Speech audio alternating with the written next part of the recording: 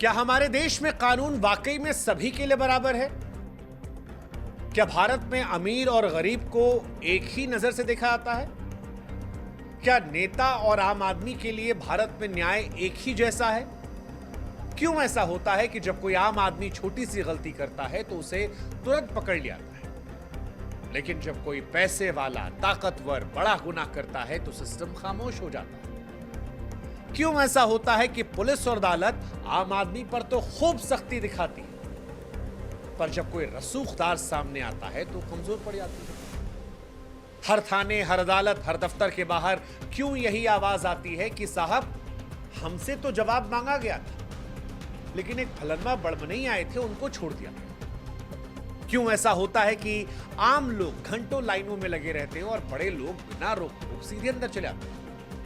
किसी गरीब को मामूली जुर्म पर जेल हो जाती है, जबकि ताकतवर आसानी से बेल ले जाता है। नेता के लिए कानून नरम हो जाता है, लेकिन जनता के लिए वही कानून सख्त हो जाता है। कोई बड़ा नाम आए तो कानून की धार कमजोर दिखती है, आंखों पर पट्टी नहीं ऐसा चश्मा दिखता है जो मानो ताकतवर को देख लेता है और कमजोर को अनदेखा कर देता है। और इसीलिए आज कचहरी में सवाल कि क्या भारत में कानून जो है वो सबके लिए बराबर है, और अगर है तो फिर ये फर्क क्यों कानून सबका नहीं, खास लोगों का?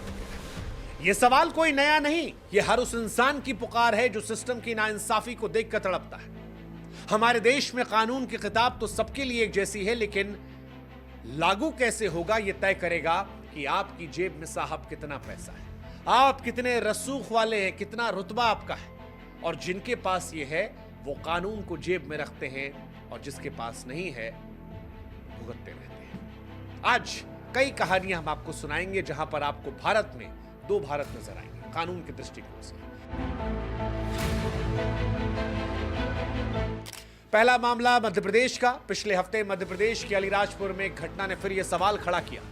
कांग्रेस के विधायक सेना महेश पटेल के बेटे पुष्पराज पटेल ने दो पुलिसकर्मियों पर गाड़ी चढ़ा दी। वो गाड़ी जिसमें नंबर प्लेट तक नहीं थी। पुलिस वाले बुरी तरह घायल हो गए, लेकिन हुआ क्या उसके बेटे को गिरफ्तार किया गया? नहीं। विधायक पिता ने इसे छोटी मोटी घटना कहकर टाल दिया। वो बोले जानबूझकर तो नहीं किया ना। अरे साहब सोचिए, अगर कोई आम आदमी होता तो क्या उसे कहकर छोड़ दिया था? उसे तो उसी वक्त हथकड़ी लगाकर थाने ले जाया जाता। लेकिन यहां तो नेताजी का बेटा है, फिर कानून को क्या पड़ी? और ये कोई पहली बार नहीं हुआ था। इसी लड़के पर कुछ दिन पहले एक लड़की को आत्महत्या के लिए उकसाने का भी आरोप लगा था, तब भी वो बच गया था। अब भी पुलिस वालों को चलने के बाद वो खुलेआम घूम रहा।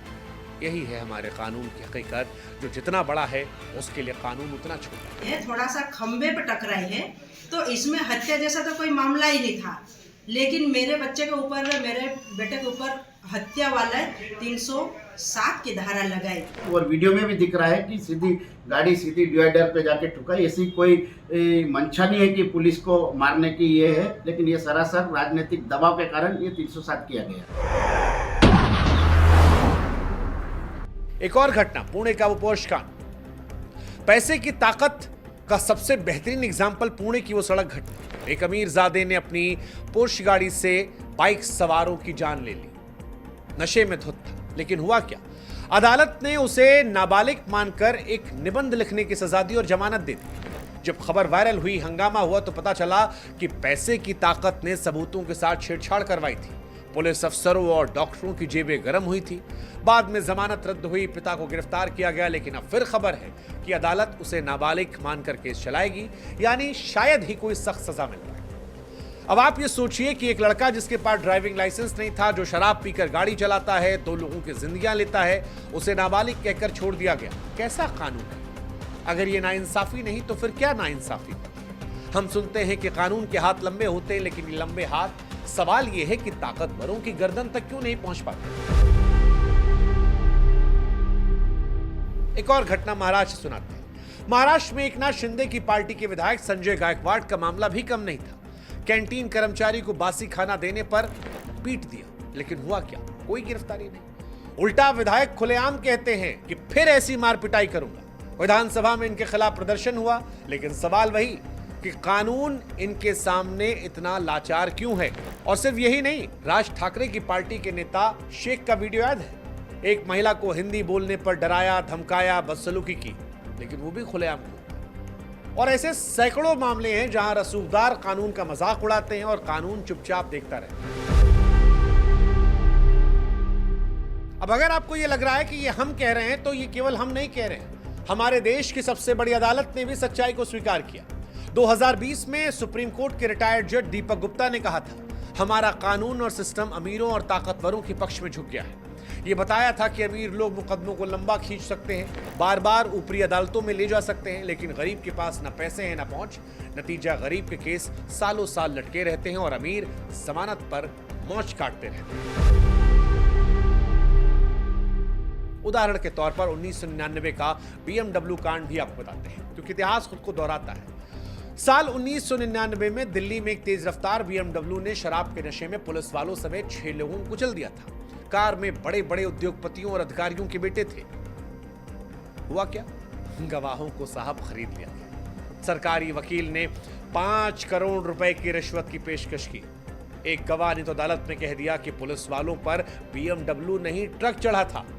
बाद में मीडिया के दबाव और हंगामे के बाद दोषियों को सजा मिली, लेकिन तब तक कितना वक्त बीत गया। न जाने इस देश में ऐसे कितने मामले हैं। हर बार वही कहानी, वही पैसा, वही रसूख और वही रुतबा कानून को झुका देता है।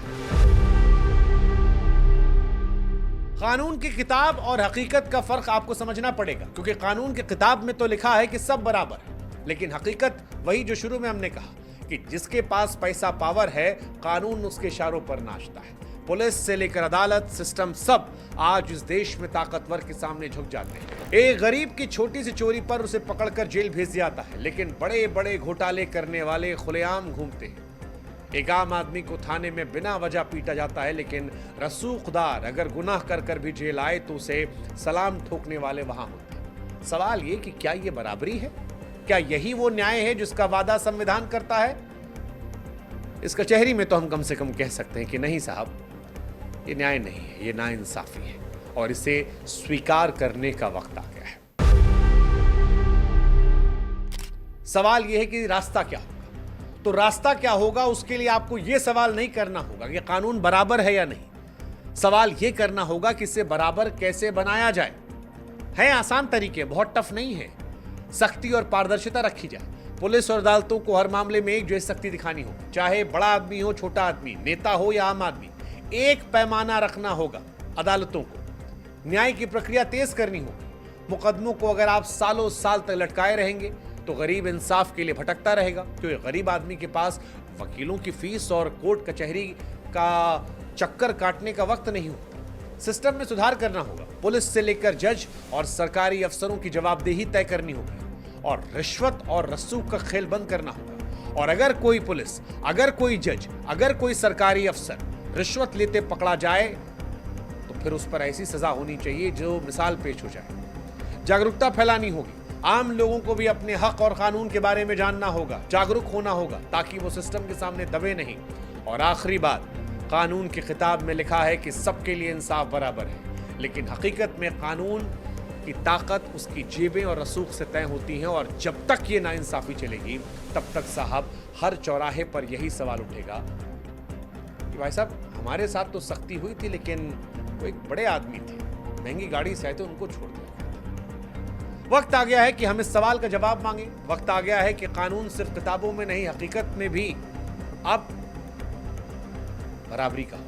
ताकतवर हो या कमजोर, अमीर हो या गरीब, कानून की लाठी सबके लिए घिस चले। क्योंकि अगर कानून बराबर नहीं तो फिर इंसाफ के मायने खत्म हो जाते हैं। सवाल यह भी है कि क्या आप भी इस नाइंसाफी को देखकर गुस्सा महसूस करते हैं? और अगर करते हैं तो आज इस कचहरी में जो मुद्दा हम उठा रहे हैं, हमारी आवाज में आवाज बुलंद कीजिए, क्योंकि जब तक हम और आप चुप रहेंगे तब तक कानून ताकतवरों की जेब में ही रहेगा।